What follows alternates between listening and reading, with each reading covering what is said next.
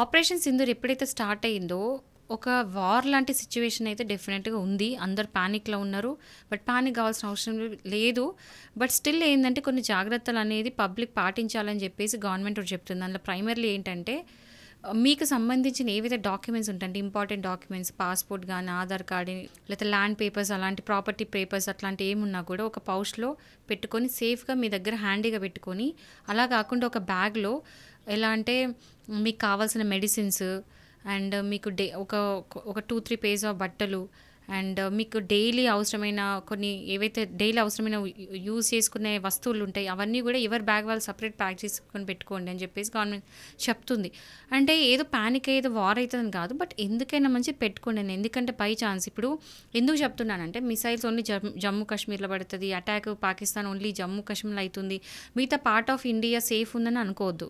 Safe అంటే సేఫే ఉన్నాం, because మనం చాలా సేఫ్ హ్యాండ్స్లో ఆర్మీ వాళ్ళు ఉన్నారు, మనం ఖచ్చితంగా సేఫ్ ఉన్నాం. బట్ మంచి చెడు రెండు ఆలోచించుకోవాలి కాబట్టి ఒక విధంగా సేఫ్టీ తీసుకోవడం మంచిది.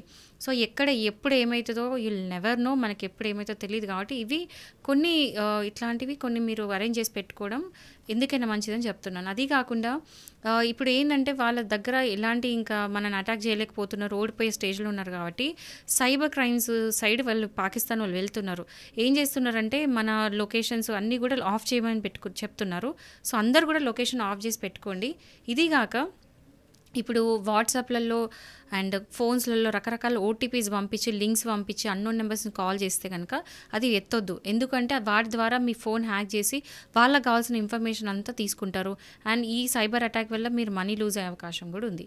ఇది కాకుండా ఏంటంటే తెలంగాణలో చాలా మట్టుకు ఇప్పుడు హాస్పిటల్స్ ఏవైతే ఉన్నాయో వాళ్ళందరూ కూడా ప్లస్ అంటే మెడికల్ సింబల్ ప్లస్ ఉంటుంది కదా, అది పైన రెడ్ కలర్లో చాలా పెద్దగా పెయింట్ చేసి పెడుతున్నారు హాస్పిటల్స్ అన్నీ కూడా. ఎందుకంటే జెనీవా కన్వెన్షన్ ప్రకారం ఏంటంటే అది ఒక ఒప్పందం. హాస్పిటల్స్ని ఎప్పుడు కూడా అంబిష్ చేయొద్దు, అంటే పేల్చి వేయొద్దు.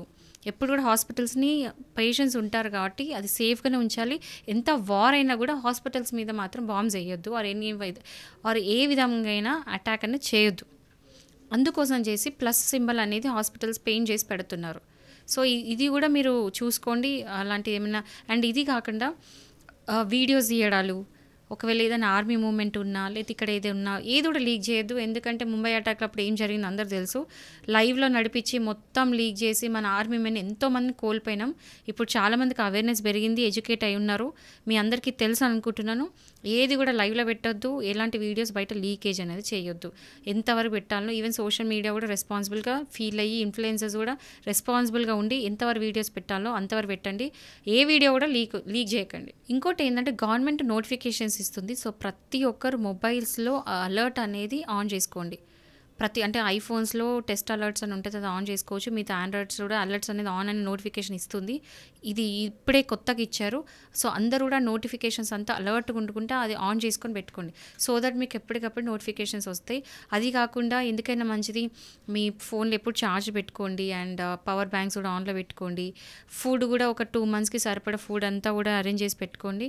క్యాష్ చేతిలో పెట్టుకోండి. ఇలాంటి ఏమున్నా కూడా అరేంజ్ చేసి పెట్టుకోండి. బట్ నిజంగా చెప్తున్నాను, పానిక్ అవ్వడానికి అయితే డెఫినెట్గా ఏమీ లేదు. ఇదంతా కూడా నేను ఏదో పానిక్ చేయాలి, భయపెట్టాలని కాదు. వార్ ఖచ్చితంగా జరగదు.